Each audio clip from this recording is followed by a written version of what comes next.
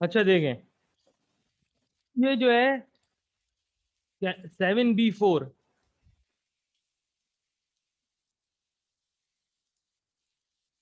Seven B four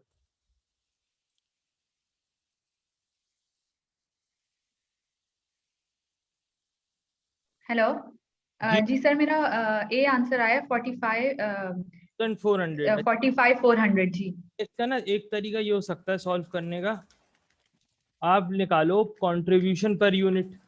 G sir, 14 निकली है मेरी कंट्रीब्यूशन पर यूनिट।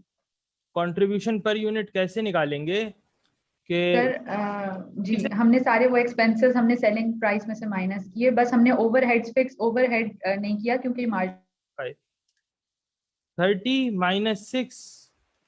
6 कॉस्ट है। -0.5 माइनस, बताएं, जी 2 सर, 30 - 6 -7.5 -2.5 बस।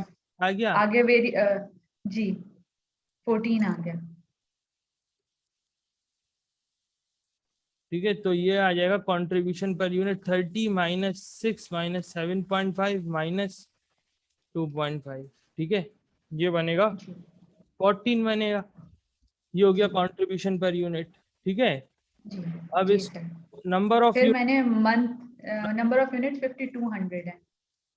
नंबर ऑफ यूनिट्स सोल्ड कितना हो जाएगा? 5200 इंटू 14। 5200। अच्छा, टोटल कंट्रीब्यूशन जी पर मंथ आ गया 72,800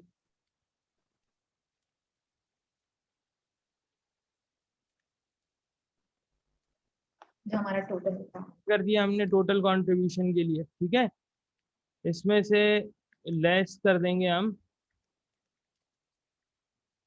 जी fix cost. Fix cost, fixed cost. जी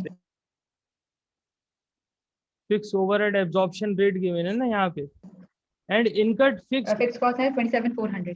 27,400। ये हम क्या कर देंगे, लेस कर जी तो हमारा मार्जिनल देंगे। कॉस्ट आ गई प्रॉफिट। ठीक है, यही आंसर है। ठीक है, तो ये इस तरह से हमारा क्या है, मार्जिनल कॉस्टिंग का प्रॉफिट आ जाएगा।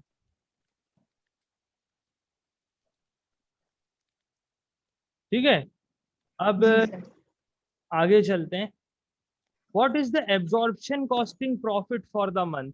बहुत आसान है। ठीक है, ये कैलकुलेट जी करें, सर। इसमें 2 मिनट जी में इसमें अब हम एक्चुअली 5 भी ऐड कर लेंगे। क्या, देखो मार्जिनल कॉस्टिंग, देखो अब जो है मैनेज टू प्रोड्यूस। अच्छा, इसके अंदर क्या है कि इसके अंदर इन्वेंट्री लेवल जो है वो इंक्रीज हो रहा है। इन्वेंट्री लेवल देखो इसके अंदर क्या हो रहा है, इंक्रीज हो रहा है, क्योंकि जी पहले शुरू में कोई इन्वेंट्री नहीं होगी, बाद में कितनी हम्म होगी, एंड में 600 यूनिट्स। ठीक है, जी तो 600 यूनिट से इन्वेंट्री लेवल चेंज हो रहा है, तो 600 को जी मल्टीप्लाई करो ओवरहेड एब्जॉर्प्शन रेट से, तो कितना बन जाएगा ये? 6 5 3300। नहीं नहीं, 600 यूनिट्स रह गए ना, 600 को 5 से मल्टीप्लाई करो तो कितना बन जाएगा? 3000 बनेगा है? हाँ 3000। 3000 जी बनेगा ना। अब देखो 3000 जी मार्जिनल कॉस्टिंग प्रॉफिट हम कैलकुलेट कर चुके हैं यहाँ पे। तो जी अच्छा, प्रॉफिट इंक्रीज हुआ होगा ड्यूरिंग द पीरियड। अब जो एब्जॉर्प्शन कॉस्टिंग का प्रॉफिट होगा वो इससे ज्यादा होगा मार्जिनल से, या कम होगा? इन्वेंट्री लेवल इंक्रीज हुआ है तो एब्जॉर्प्शन का कॉस्टिंग का प्रॉफिट क्या होगा, बताएं। Inventory level. जी सर एक सेकंड, इन्वेंट्री लेवल हमारा आप इंक्रीज हुआ है तो प्रॉफिट हमारा एब्जॉर्ब डिक्रीज हुआ होगा सर। जी एब्जॉर्प्शन का प्रॉफिट ज्यादा होगा या मार्जिनल का ज्यादा होगा? इन्वेंट्री लेवल हमारा इंक्रीज हो गया ना, तो एब्जॉर्प्शन का कॉस्टिंग का प्रॉफिट ज्यादा होगा या मार्जिनल का ज्यादा होगा? इसके ऊपर सोचे, मैं बस अभी 2 मिनट में आया, इसके ऊपर ठीक है सोचे। सर। ठीक है।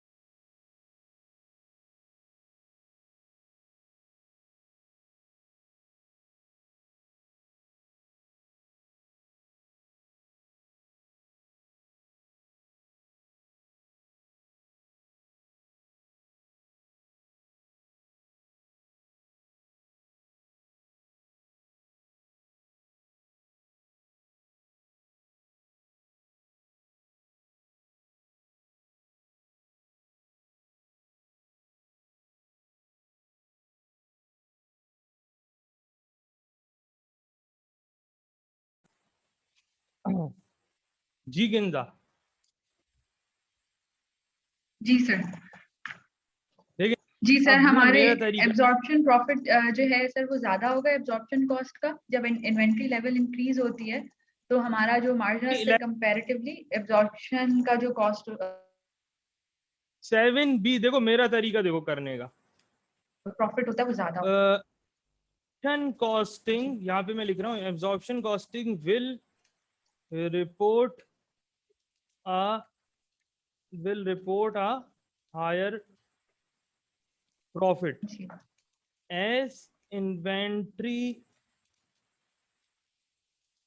level has increased. in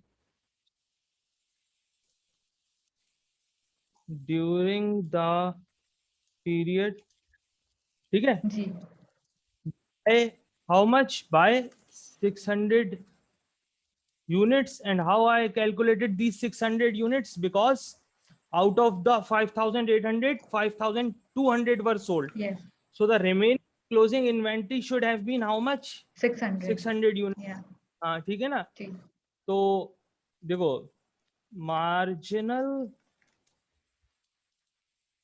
marginal costing profit,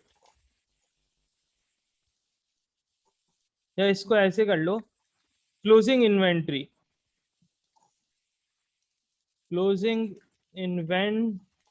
कितनी रह गई होगी? 600 500 में से हमने कितने बेच दिए? 52। 5,002। तो ये रह गई होगी हमारे पास 600 यूनिट्स, ठीक है।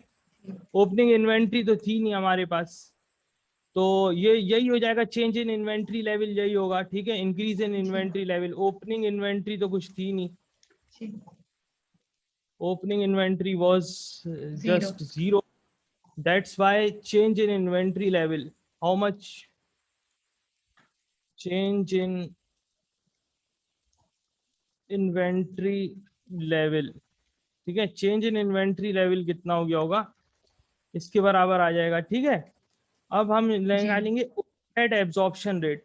ओवरहेड्स एब्जॉर्प्शन रेट कितना है? ओवरहेड एब्जॉर्प्शन रेट कितना लेंगे? ये देखो यहाँ पे गिवन है $5, तो यहाँ पे ले लेंगे 5, ठीक है। जी तो हाँ,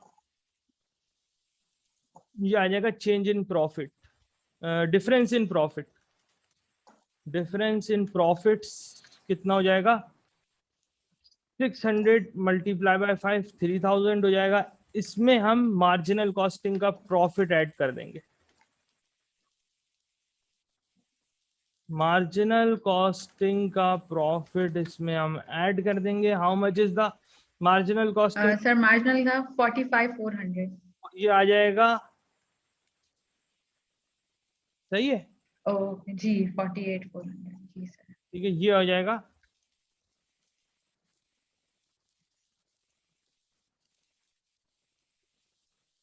एब्जॉर्प्शन कॉस्टिंग प्रॉफिट ये हो जाएगा। Is this fine? ये आया समझ में कैसे किया मैंने?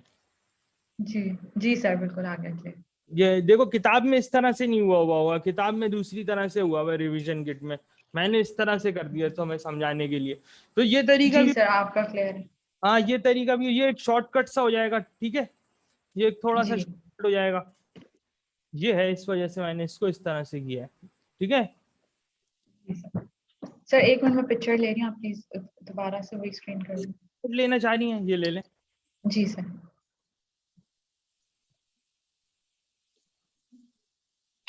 सही सर जी। ठीक है चलो। अच्छा देखो, in a period a company had opening inventory and closing inventory of how much? This much. Profits based on marginal costing were this and absorption costing were this. Okay, if the budgeted total fixed cost for the company was this, what was the budgeted level of activity in units? इसको सोचें जरा, इसको ना इसी तरह से करना है, इसी फॉर्मूले से करना है। इसको जो आपको निकालना है वो आपको इसी इसी अप्रोच से निकालना है जो अप्रोच मैंने ली थी। But that is you are required to calculate budgeted level of activity. This budgeted level of activity is hidden somewhere in this performer. ठीक है, इसी तरह से करना है आप। Okay. लेकिन इसमें बजटेड लेवल ऑफ एक्टिविटी निकालना है जो यहाँ पे कहीं पे बीच में हिडन है। अब Okay, sir. आप ये कैसे करेंगी? ठीक है, चलें करें, 2 मिनट का टाइम दे रहा हूँ, चलें देखें इसको। Yes, sir.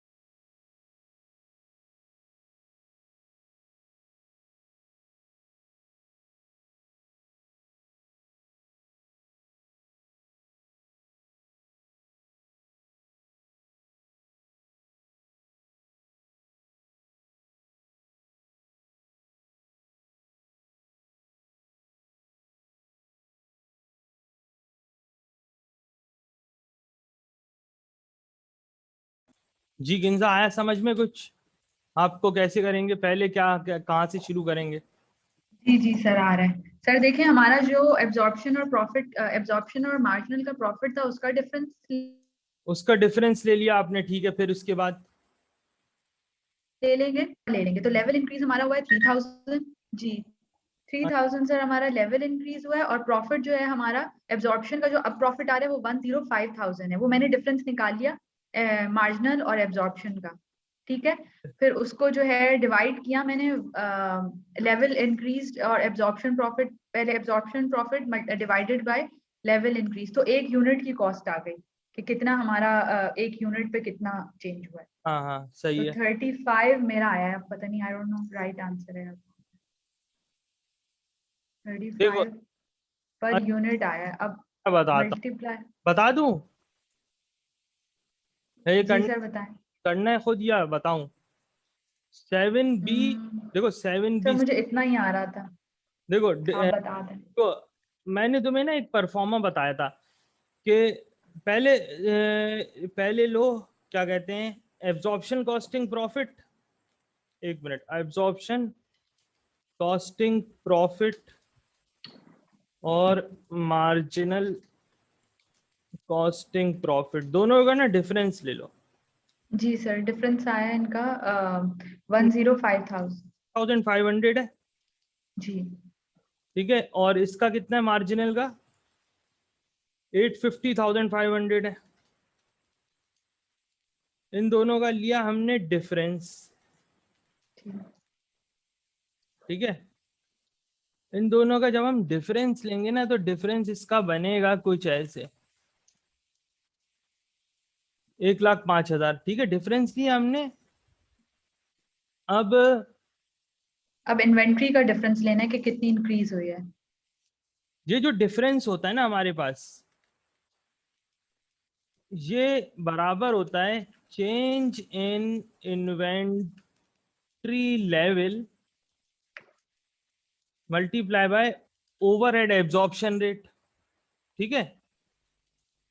अगर हम इस 1,05,000 को, इसका मतलब है ये इस तरह से हो जाएगा, डिफरेंस की जगह 105,000 आ जाएगा। चेंज इन इन्वेंट्री लेवल कितना है देखो, 3000 सर। 30,000 का चेंज इन इन्वेंट्री लेवल है, multiply by O A R. ठीक है, तो ओ ए आर जो है हमारे पास, इस फॉर्मूले से ओ ए आर आ जाएगा, overhead absorption rate. 105,000 divided by how much? Divided by 3,000. Now calculate. Sir 35 105 divided by 3 कर लो इसको। ठीक है, 1000 मैंने कैंसिल कर दिया, 35 हो गया। जी सर। अच्छा, अब ये ओवरहेड एब्जॉर्प्शन रेट का एक फॉर्मूला होता है हमारे पास, budgeted overheads upon budgeted activity. हाँ, divided by budgeted level of activity. ठीक है, overhead absorption rate, budgeted overhead कितने हैं? देखो बजटेड ओवरहेड्स कितने हैं? 1,837,500। 18,37,500 जी। डिवाइडेड और पर यूनिट 35। Bye activity. ठीक है, अच्छा ये ओ ए आर की जगह तुम रख दो क्या, 35 रख दो। ठीक है, जी अब देखो अगर हम जो है वो इसको इसके लिहाज से देखें तो ये बन जाएगा बजटेड एक्टिविटी। ये फॉर्मूला जो है ना, अगर हम इक्वेशन के उस तरफ भेज दें, तुम इसको सोचो, जी अगर हम जो है वो इक्वेशन को, यानी कि वो जो इंटरचेंज करते हैं ना, इक्वेशन के थ्रू इसको सॉल्व करें तो ये बन जाएगा डिवाइडेड बाय 35। ठीक है, इस तरह से ये आंसर आ जाएगा तुम्हारा, 18,37,500 divided by 35, 52,500। Okay okay. This is the correct answer. ठीक है सर। हाँ ठीक है, तो ये इस तरह से है। ठीक है। ये आया समझ में? अच्छा, ये जी जी सर। वाला स्टेप आ गया समझ में, मैंने किस तरह से किया, क्या बताऊं? जी सर बिल्कुल। आपने नहीं नहीं सर, ये तो मैथ्स है, सिंपल मैथ्स है। आप इक्वेशन सॉल्व कर रहे हैं ना, तो सही है बिल्कुल। बजटेड लेवल ऑफ एक्टिविटी को उधर ले गया, 35 को नीचे ले आया, जी जी सर। तो जी, ये तो सर क्लियर। ये हो गया। मूविंग फॉरवर्ड, अब इसी तरह से ये वाला सवाल जो है ना, ये वाला सवाल तुम करो, ये इसी पैटर्न पे होगा जो अभी हमने किया ना, ये इसी पैटर्न पे होगा। ठीक है, चलो। Okay sir okay.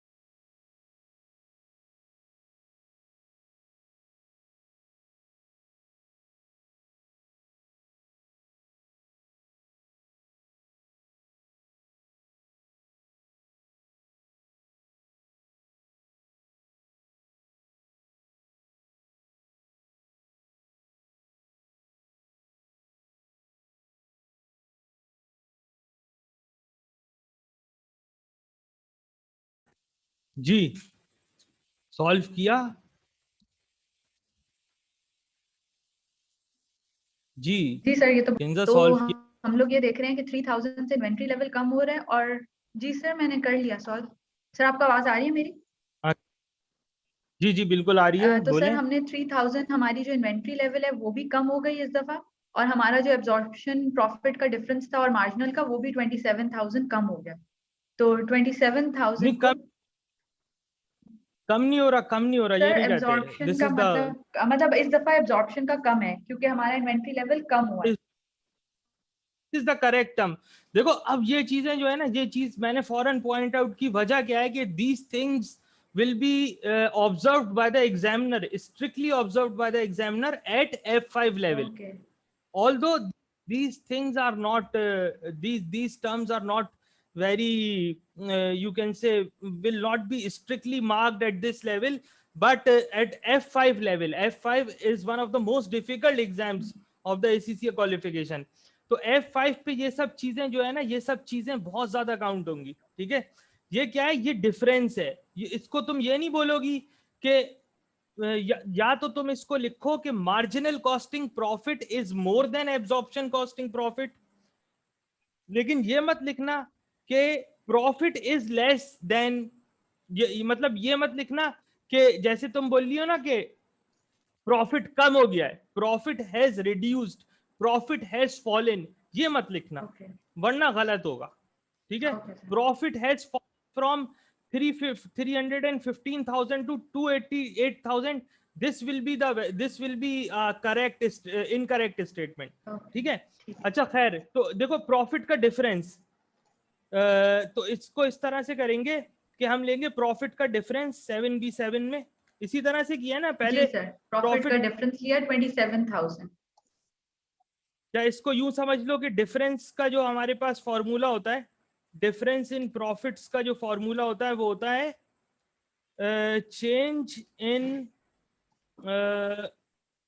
Change in inventory level multiply by OAR। ठीक है, डिफरेंस इन प्रॉफिट जी क्या है? Sir, profit, 27,000। ये अब यहाँ पे ना बस ये तुम डिफरेंस की जगह डिफरेंस ले लो। डिफरेंस कितना है? 315,250 माइनस कितना हो जाएगा? 288,250। ठीक है, change in inventory level, inventory level कितने से चेंज हो 3,000। रहा है? 3,000 से 48,500 माइनस 45,500। ठीक है, मल्टीप्लाई बाय OAR। ठीक है, तो OAR हम कैसे कैलकुलेट करेंगे? वही सिंपल मैथ्स है जी। कि हम क्या करेंगे। हाँ देखो कैसे कैलकुलेट करेंगे। Difference 27,000 divided by 3,000। 27,000 divided by how much? 3,000 3,000। To 9 आ जाएगा आंसर। या 9 पर यूनिट। 9 आ जाएगा, 9 पर यूनिट। ठीक है, so this is the correct answer. ठीक है, इसी तरह से जी किया सर। है।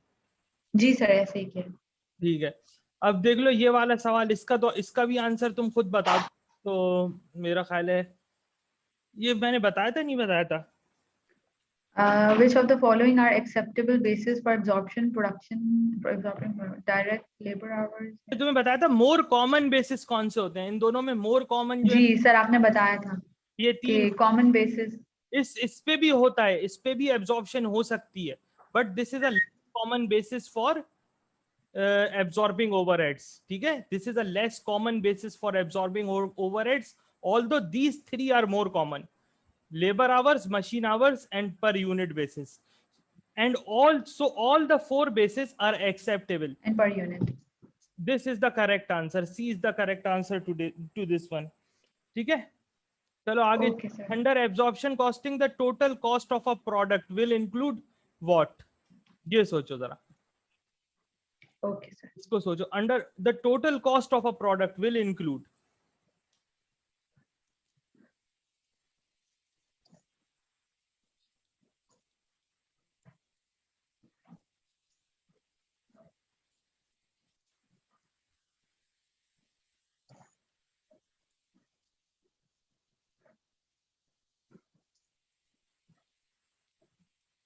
आ रहा है समझ में? नहीं आ रहा है ये समझ में? मुश्किल लग जी रहा सर, सर एक मिनट, नहीं नहीं सर, मैं सोच रही है? हूँ। देखो इनडायरेक्ट कॉस्ट अ, ओवरहेड्स होते हैं, जो हम मैन्युफैक्चरिंग अकाउंट बनाते हैं। जी मैन्युफैक्चरिंग अकाउंट को लाया करो जहन में, कॉस्ट ऑफ गुड्स मैन्युफैक्चर्ड को जो हम बनाते हैं ना, उसमें ये जो इनडायरेक्ट कॉस्ट होती है ना, ये क्या होते हैं? ये ओवरहेड्स होते हैं, ठीक है, प्रोडक्शन ओवरहेड्स, ठीक है। तो एब्जॉर्प्शन कॉस्टिंग में हम क्या करते हैं, और एब्जॉर्प्शन कॉस्टिंग में हम जी तमाम प्रोडक्शन की कॉस्ट लेते हैं। तो तमाम प्रोडक्शन की कॉस्ट का मतलब है all direct and indirect cost. Indirect cost क्या होती है? वो फैक्ट्री ओवरहेड, समझी? जी सर, मैं भी यही सोच रही हूँ। तो ये जो है, जी जी जी, ये सही है। सर है। जी तो इसके अंदर नॉन प्रोडक्शन कॉस्ट जो है वो हम, जाहिर सी बात है नॉन प्रोडक्शन कॉस्ट है तो उसको तो हम इन्वेंट्री का पार्ट नहीं बनाएंगे, ठीक है। तो इसमें क्या होता है कि जी तमाम सर। तमाम क्या होती है कि तमाम इसके अंदर all direct and indirect cost absorption costing में हम इस्तेमाल करते हैं to find the cost of a product, ठीक है।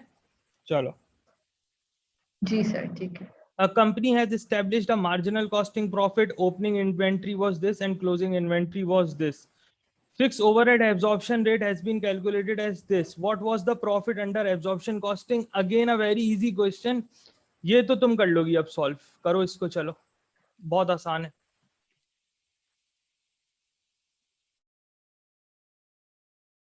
ठीक है।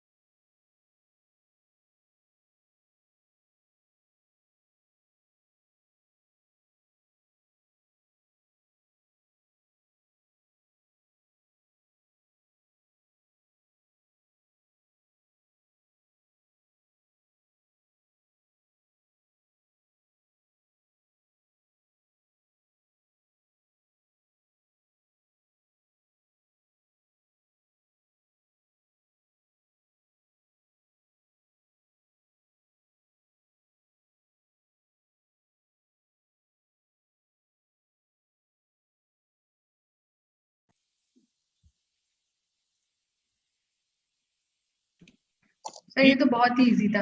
जी जी, देखिए 450 जी का ये difference, change in inventory level 450 unit, जी, 450। 450 यूनिट आया। और जो है हमने इसको मल्टीप्लाई किया बाय 5।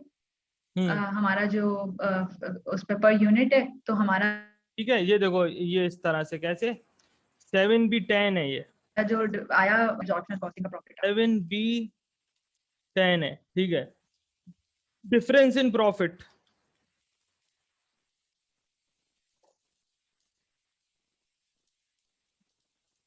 डिफरेंस इन प्रॉफिट क्या हो जाएगा?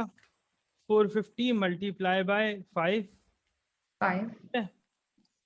तो ये बनेगा बेटा 450 मल्टीप्लाई बाय, 2250। ठीक है। अब जी, यहाँ पे एक चीज काबिले गौर है, वो ये है कि इन्वेंट्री नहीं हमने निकाला है ना, तो लेवल ये तो समझ आ गया मुझे। costing has a profit of how much? 37,500।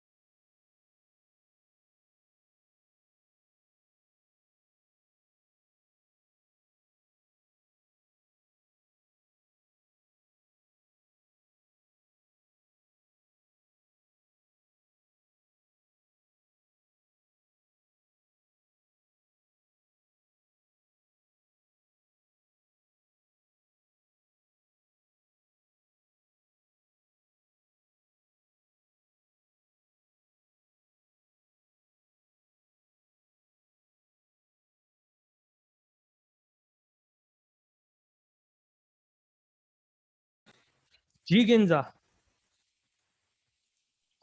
Sir ये थोड़ा मुश्किल लग रहा है। सर ये तो मुझे पता है कि आंसर लोअर में आएगा क्योंकि इन्वेंट्री लेवल बड़ा है, तो एब्जॉर्प्शन कॉस्टिंग का हमें प्रॉफिट ज्यादा दिखा रहा है, तो मार्जिनल का हमें कम दिखा है।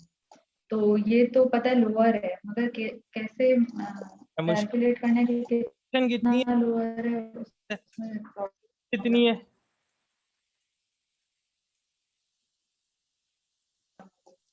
देखें सेल कितनी है? 12,000 यूनिट।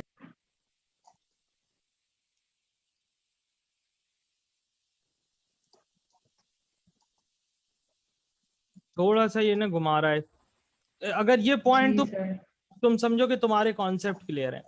मैं एक चीज इसमें ना देखना चाह रहा हूँ थोड़ा सा ना तुम्हारा आईक्यू लेवल। अगर तुम ये पकड़ ओके इसमें सर। जो पॉइंट जो है ना, अगर तुम ये पॉइंट इसको थोड़ा सा ना यानी कि तुम पिक कर लो ना यहाँ पे, तो जो है ना इसका मतलब है कि तुम्हारा जो है ना कॉन्सेप्ट काफी क्लियर है। इन्वेंट्री लेवल बड़ा होगा या कम हुआ होगा सोचो। तो सर इन्वेंट्री लेवल तो बड़ा है, 280 से बड़ा है। हाँ इन्वेंट्री तो फिर तो मसला ही नहीं है ना।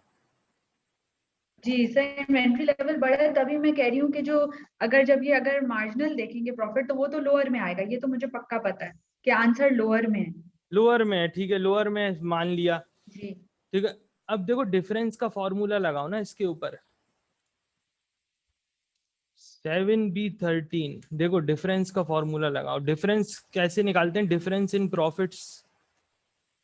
सर असल में इतनी थोड़ी सी ज्यादा बातें इसमें डिस्कस हो गई है ना, तो शायद सर मेरा ख्याल है इसमें होगा 48,000 divided by 12,000।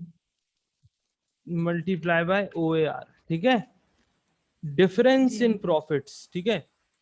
Change in ji inventory कितना है? देखो चेंज इन 280। कितना है? सर 280 है। 280 है, ठीक है।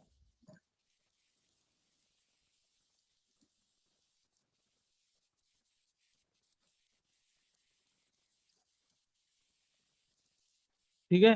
अब OAR, क्या OAR हमारे पास है? Overhead absorption rate. Do we have overhead absorption rate in this question? No. नहीं है। अच्छा, but overhead absorption rate is equals to, एक और फॉर्मूला है हमारे पास, budgeted budgeted overheads upon level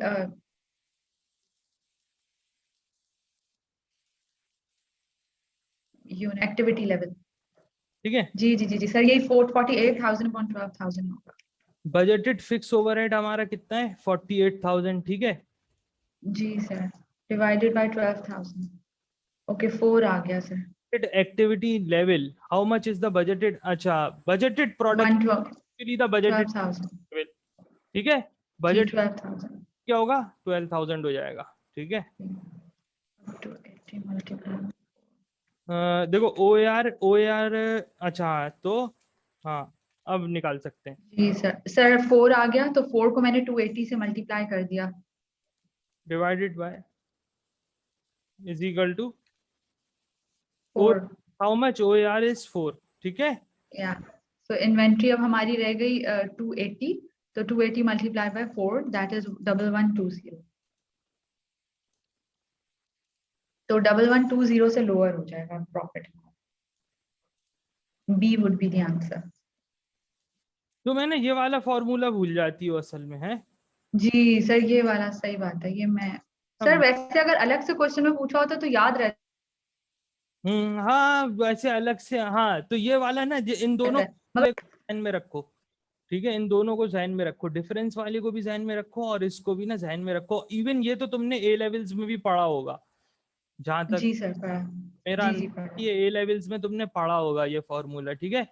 जी 11,100, तो 11,200 लोअर फॉर मार्जिनल कॉस्टिंग, ठीक है।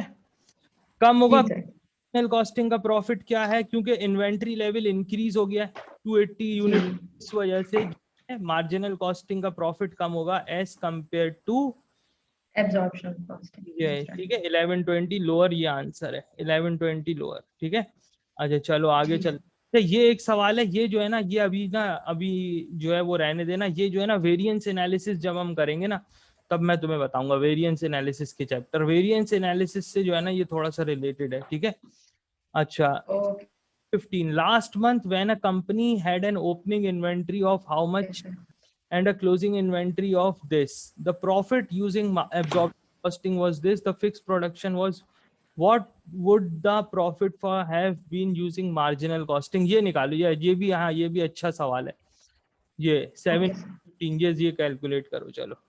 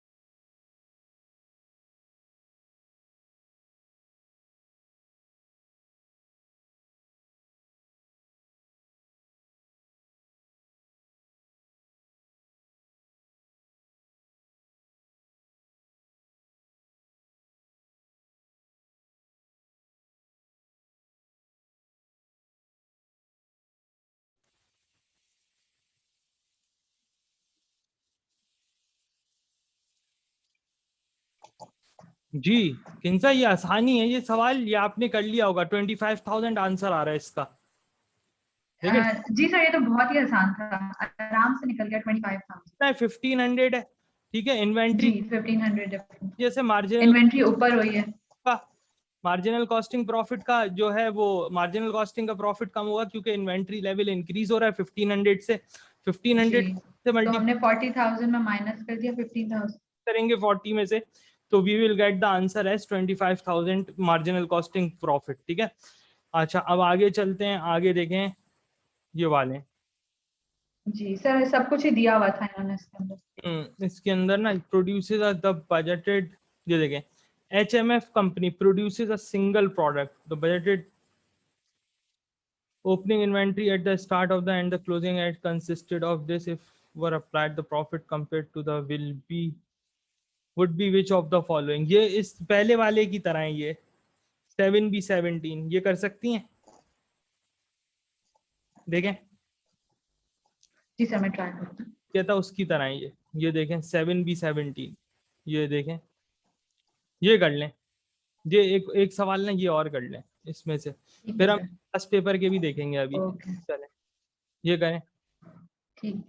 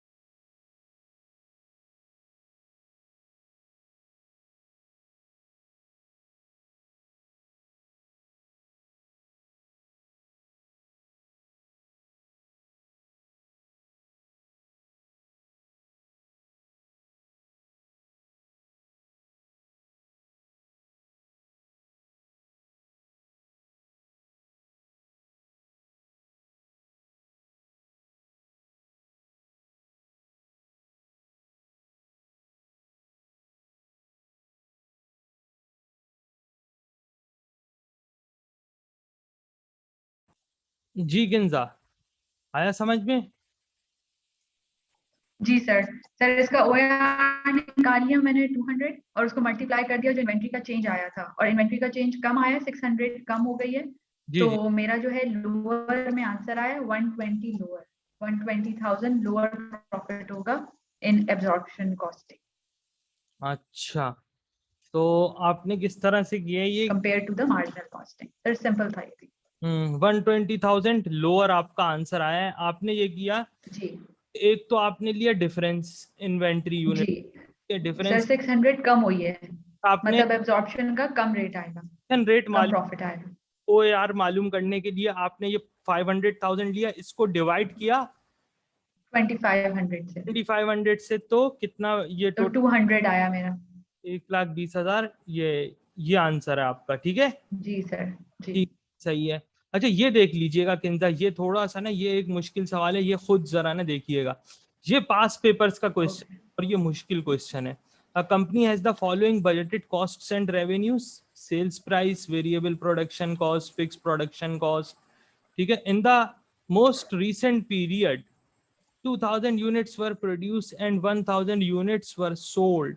Actual sales price, variable production cost and total fixed production cost were all as budgeted. ठीक है। Fixed production costs were over absorbed by 4,000. देखो fixed production cost were over absorbed by 4,000, ठीक है। अच्छा, जी over absorbed by 4,000, there was no opening inventory for the period. What would be the reduction in profit for the period if the company has used marginal costing rather than the absorption costing? देखो अब इसके अंदर ना मसला क्या है, यहां पे ये बोल रहा है कि ओवर एब्जॉर्ब है। देखो तो क्या है, 7B18, 7B18, मैंने तुम्हें ना एक चीज बताई थी कि एब्जॉर्ब्ड ओवरहेड्स और एक्चुअल ओवरहेड्स का डिफरेंस लेंगे तो हमारे पास आएगा ओवर एब्जॉर्ब्ड या अंडर एब्जॉर्ब्ड, ठीक है। देखो ओवर एब्जॉर्ब्ड ओवरहेड्स कितने, यहाँ पे ओवर एब्जॉर्ब है कितने से, 4,000 से। ओवर ओवरहेड है, ओवर एब्जॉर्ब्ड है 4000। ओवरहेड एक्चुअल से ज्यादा रहे होंगे, एब्जॉर्ब्ड ओवरहेड्स जो हैं वो एक्चुअल से जो है वो ज्यादा होंगे, जी ठीक है। अब देखो इसमें हम क्या निकाल सकते हैं, इन जी the most recent period 2,000 units were produced and 1,000 units were sold. Absorb करते हैं हम ओवरहेड्स, एब्जॉर्ब करते हैं तो कैसे करते हैं, हम लेते हैं प्रोडक्शन वॉल्यूम, इसको मल्टीप्लाई करते हैं ओवरहेड एब्जॉर्प्शन रेट से। देखो यहाँ पे क्या है, प्रोडक्शन वॉल्यूम बेटा क्या है यहाँ पे, 2,000 यूनिट्स पर प्रोड्यूस, ठीक है ना, ठीक है। हम इसी तरह से करते हैं ना कि एक्चुअल एक्टिविटी लेवल को जी 2000। OAR को जी मल्टीप्लाई करते हैं। तो 2,000 यूनिट्स लिए हम क्या करेंगे कि हम किससे मल्टीप्लाई करेंगे इसको, सोचो। एब्जॉर्प्शन कॉस्टिंग में करते हैं ना हम, सर। एब्जॉर्प्शन कॉस्टिंग में जी जी हम एब्जॉर्ब करते हैं। यहाँ पे देखो जी सर, हम अपनी सारी कॉस्ट के साथ ना, हमारी जो पर यूनिट कॉस्ट आई है उसके साथ मल्टीप्लाई करेंगे और उसमें फिक्स प्रोडक्शन कॉस्ट भी डालेंगे। से वाले हम ओवर, जी हम एब्जॉर्प्शन कॉस्ट 50, 18 और 10। कौन से वाले करेंगे, करते हैं हम सर 50, 18 और 10 को प्लस करा तो निकला 78, तो एक्चुअल 78 से 2000 multiply by 78। Production costs were all as budgeted, total fixed production cost were fixed production costs were over absorbed by 4,000, there was no opening inventory for the period। हाँ देखो, अब देखो कैसे करेंगे सोचो। सर हमारा सारी कॉस्ट को हम प्लस कर लेंगे, मल्टीप्लाई बाय 2000 कर देंगे। plus 18 plus 10, so that makes 78. 78 multiplied by 2000, 156,000 आ जाएगा. by the fixed production.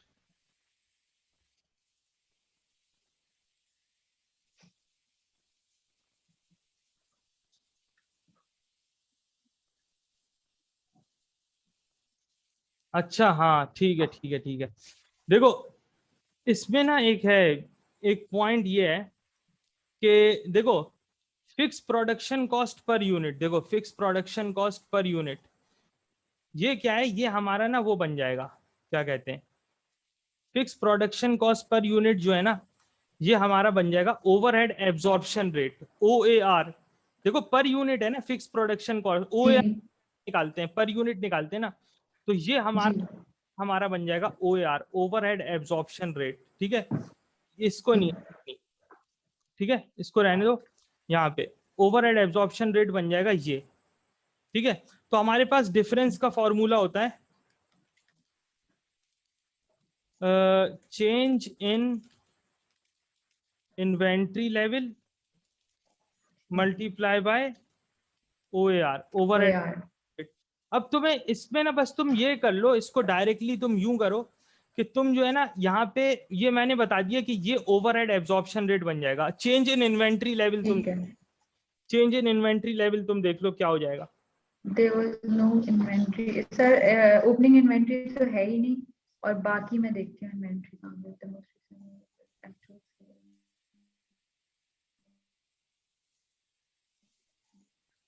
और 1000 हमारे पास और हैं अभी. Closing inventory is 1000, so the total inventory we have is 1000 and total हमारा जो रेट है वो 10 है. तो 1000 multiply by 10 that makes 10,000. Sir 10,000 रुपए दिया इन्वेंट्री, तो ये डिफरेंस इन प्रॉफिट आ जाएगा, डिफरेंस इन प्रॉफिट आ जाएगा. Change in inventory is how much, 1000 multiply by 10 is equal to 10,000. बस ये इसका आंसर है. ठीक है, ये इस तरह से, क्योंकि ये जो है ना fix production cost per unit, जी सर ये आंसर. इस तरह से ओवरहेड एब्जॉर्प्शन रेट है ये क्या है, ये जो है ना ये ओवर एब्जॉर्प्शन रेट है, OAR है ये. ठीक है, इसको सीधा सीधा ना बस ये यूनिट से ना मल्टीप्लाई कर दो बस. ठीक है, तो ये बन जाएगा 10,000, ये इसका. ओके ठीक है. What would be the reduction in profit, वो बोला कितने से रिड्यूस हो जाएगा, यानी कि जो भी डिफरेंस है, जो भी रिडक्शन है प्रॉफिट में कितने से कम हो जाएगा, यही है. अच्छा अब ये देख लेते हैं. The following question is taken from the July exam. Absorption costing will show, हाँ ये बल्कि ये रहने दो, ये वाला देखो. The following question is taken from a companies total operating cost is semi variable. It flexes its profit budget from an output level of 1000 units to an output level of 2000 units. Which of the following statements is true? यार budget की flexing तो अभी मैंने तुम्हें बताई नहीं है. अच्छा ये देखो, ये वाला देखते हैं. The following data is available on the production and sale for the first 3 years of a company's new product. Production units are how much in the first year? 5,000, 6,000 in the second year and 4,000 in the third year. पहले inventory बढ़ रही है और फिर inventory कम हो रही है. Which of the following absorb will show a,